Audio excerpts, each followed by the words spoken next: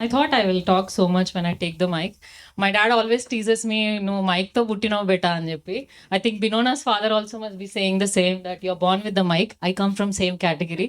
So bear with me, last benchers, I come from there. I come from Srinidhi Engineering College. I know what backbench feels like. So I am Vinita Raparthi, daughter of Padmavati Chandrasekhar. So my father is a yoga practitioner. And I think as a child, I used to do along with him. But I left it as usual because I was more interested in something else, something bunking. So, but at 18 years, I hit rock bottom. I had a full body spondylitis where I was almost bedridden. And my friends who are from college know that it was very difficult for me to go to college as well. So I was almost bedridden, like literal bedridden. My sister used to help me to come out of the bed. But then later we met into a lot of corporate hospitals and everything. They suggested for steroids and whatnot. And I was like, okay, this is not the game I want to be in. I don't want to lay on the bed. So that's when I started to do a lot of research, which my father was already doing, but Garkha Kana. So then I did a lot of research and found that yoga is solution for that. And then started to go to the nearest teacher. Back then, yoga was not so aware. Like I'm 31 right now. So when I was 18, yoga was not so aware. So it was taught for free. I used to go to the nearest government park. And then I started to learn yoga, and that's where I felt a true connection with my body. And I've started to recover. This disease is considered as no cure disease. There are still people who are suffering with that.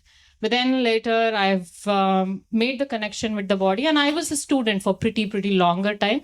I think before becoming a teacher, I was a student for a decade. So that's why it's important to be a student always, irrespective of who you are, where you're doing, what is your age. Being a student helps a lot to be a better teacher because you try to understand a lot of perceptions from different kinds of teacher. So my starting point, I've started on March 8th, 2021. And after finishing 200 RYT, immediately I messaged my dearest Sujana ma'am that I'm going to start next month or something. Then she was like, why don't you start on March 8th? It's a Women's Day. So I think that is a date, Women's Day, March 8th, 2021, under guidance of my beautiful teacher.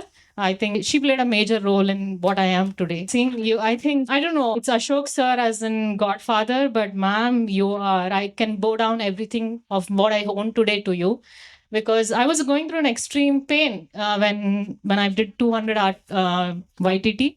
There was immense pain. I almost put up 20 kgs. I was into depression because life doesn't end with physical problems. There were many mental issues due to so many kinds of issues I was going through.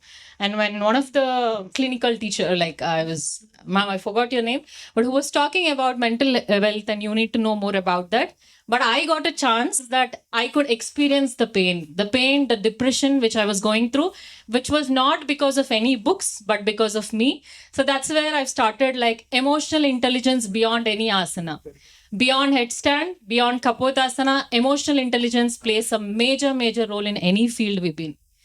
So then I've started with one batch. Who doesn't know, I'm also technical lead in one of the leading MNC. I am a techie. I code. So for me, yoga is beyond what I teach in the mat, but what I take it to my corporate desk as well. So I think there are many people who come from different MNCs. I was also working for ex-Microsoft, and I'm a .NET developer. So what I understood is yoga is not just on the mat. The integrity, the passion, and the intention which you are taking should have to go beyond the mat. Every manager expects that. How do we expect people to work for us the same they expect for them to work? So this is something which has changed my relationship with my tech team as well. So from then I've increased to another batch, and right now I just teach 3 hours.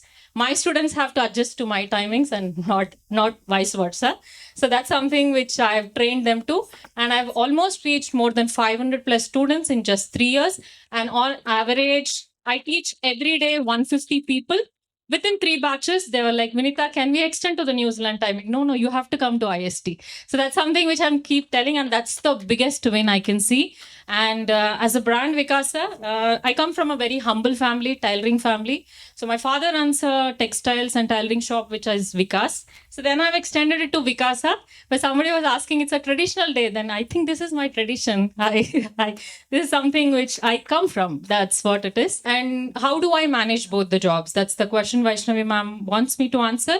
I don't manage. I live with the same philosophy, passion, intention, and empathy. This can take long way. I don't think people come with these issues. People don't come with PCOS, PCOD, extra fat. They come with the mental illness. If you can connect to that, everything else follows. So, yeah, I'm working for, because I know what this is, the stress, anxiety, and depression. And whoever have experienced, feel fortunate. God has given a book to you. You don't need to go through Google or ChatGPT. You can simply go through your mind.